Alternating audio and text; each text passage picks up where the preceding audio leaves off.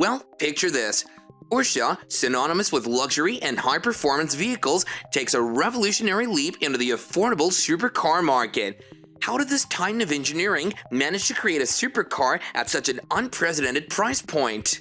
Today, we're diving into the realm of adrenaline-pumping speed and groundbreaking innovation as the CEO of Porsche unveils a game-changing surprise, a brand new supercar priced at an astonishing $25,000. Porsche has long been an inspirational name synonymous with cutting-edge speed and engineering, but with their recent pledge to develop a $25,000 supercar, they now threaten to rewrite the rules of the super elite supercar club. This move sparks a pivotal question. Could Porsche's boundary-pushing ambitions democratize supercar dreams for the masses and force the industry at large to transform as a result? For over 7 decades, the Porsche name has been etched into the motoring lore as a maker of sports cars without equal. Since its first automotive offering, the legendary 356, the German marque has continuously redefined the limits of performance and handling. Porsche's racing pedigree stems back to its founder Ferdinand Porsche, the visionary engineer behind the mighty pre-war Auto Union racing cars. Why does this announcement signify such a drastic departure from the status quo? For decades, the supercar arena has been strictly confined to a small elite circle of prestigious brands catering solely to the ultra-wealthy. Names like Ferrari, Lamborghini, and McLaren built billion-dollar legacies as purveyors of unrelentingly extreme performance. But with price tags often soaring well past the $300,000 mark, these ethereal dream machines remained far from the outside grasp of ordinary drivers. Porsche, however, now appears intent on breaking down these barriers to entry. Its proposed budget-priced supercar promises to truly democratize the joy of superlative speed and boundary-pushing technology. This is an earthquake to the industry, as Porsche refuses to play by traditional rules in this rarefied space. How does this announcement align with Porsche's overall vision and identity in the automotive sphere?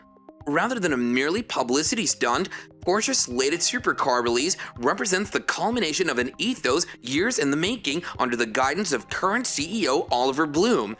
Blume has steered Porsche's rapid growth in recent times by embracing bold strategies anchored to the brand's racing DNA.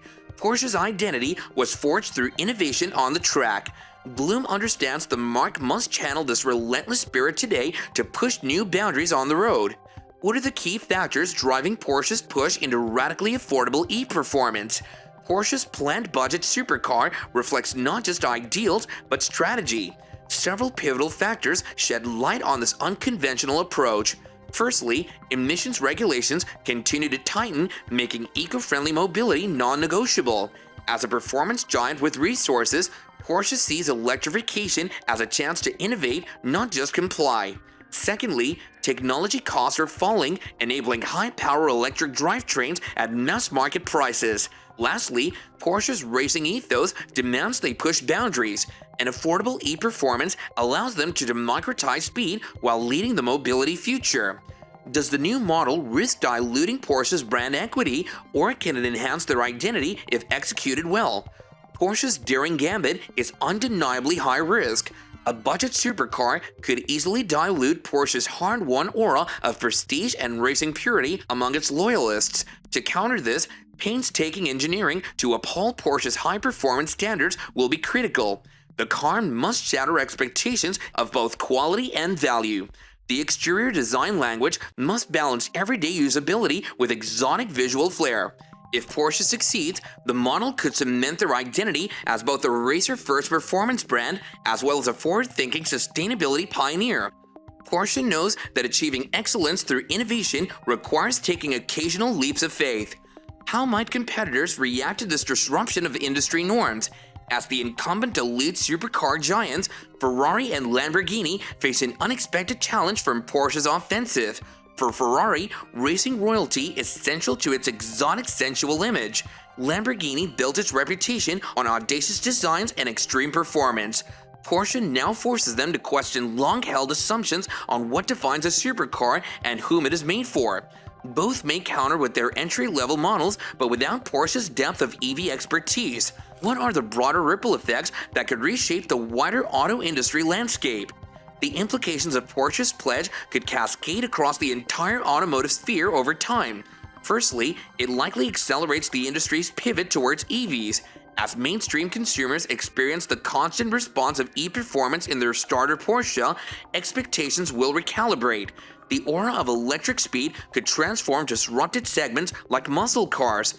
Additionally, Porsche's move may force other prestige brands to reevaluate their commitment to 6- or even 7-figure price tags. Value perception will be tested. Does Porsche realize the gravity of its gamble? With a $25,000 supercar, the German giant could ignite mass enthusiasm of electric performance and force reluctant brands into a new world order. But are they ready to lead an accessibility revolution? Why is Porsche willing to risk its long-cultivated reputation with such a radical departure? Porsche likely recognizes this reputation can become a confinement. The brand born from racing cannot afford to be shackled to the past as the mobility landscape evolves. Could Porsche spearheading a democratization push end up benefiting the entire industry? Though counterintuitive, Porsche forcing open the doors to accessible performance may ultimately lift all players. As consumer passion grows thanks to Porsche's envelope-pushing ethos, interest and demand across the wider sports car world could be stimulated. Porsche is confident enough in its premier positioning to avoid fearing dilution. Is Porsche's plan rooted in more idealism or calculated business strategy? While Porsche's bold vision no doubt incorporates an idealistic desire to share their engineering feats, cold-blooded strategy is also at play here. Their leadership recognizes the long-term advantage gained by investing in new technologies first. The gambit boosts their industry standing as other brands play catch-up. Even if Porsche's supercar succeeds, can mainstream brands realistically embrace this ethos? The ripples from Porsche's stone cast into the waters may struggle to produce waves at first. Giant volume players like Toyota or Volkswagen rely on mass-appealing cars for survival and have neither sports car DNA or maneuverability. But inspiration has a way of spreading. If Porsche's success mobilizes buyer imagination, demand for across-the-board improvements becomes inexorable. Unlikely brands may unearth long-dormant performance legacies, and they may find Porsche has already paved the way to the future. Is Porsche's radical departure a wise strategic play or an irresponsible risk? Porsche's new model may appear risky, but in fact represents a shrewd strategy. The brand retains immense cachet if it can leverage into previously untapped areas. Porsche realizes the opportunity for brand enhancement and growth exceeds the potential perils. And there you have it, guys. The unveiling of Porsche's $25,000 supercar has not only shaken the foundations of the automotive industry, but has also sparked a new era of innovation and accessibility. Don't forget to hit that subscribe button and ring the notification bell to stay updated with all the latest developments in the automotive world.